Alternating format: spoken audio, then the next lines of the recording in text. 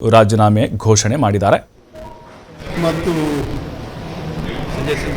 ಬಹುಶಃ ನಮ್ಮೆಲ್ಲ ಶಾಸಕರು ಮತ್ತು ನಮ್ಮ ನಾಯಕರು ಸೇರಿ ನನ್ನನ್ನು ಆಯ್ಕೆ ಮಾಡಿದ್ದಾರೆ. ಈಗ ಚುನಾವಣೆ 9ನೇ ತಾರೀಕಿದೆ, 18ನೇ ತಾರೀಕು ಚುನಾವಣೆ ಇದೆ.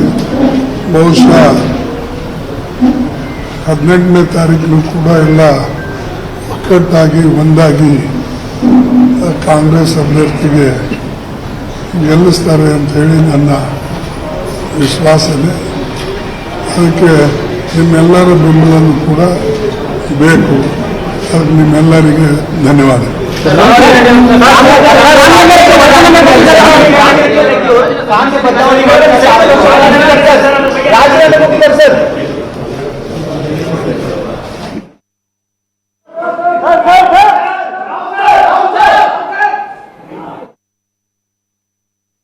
ಕಾಂಗ್ರೆಸ್ ಅಭ್ಯರ್ಥಿಗೆ ಗೆಲ್ಲಿಸ್ತಾರೆ ವಿಶ್ವಾಸ ಇದೆ. ಅದಕ್ಕೆ ನಿಮ್ಮೆಲ್ಲರ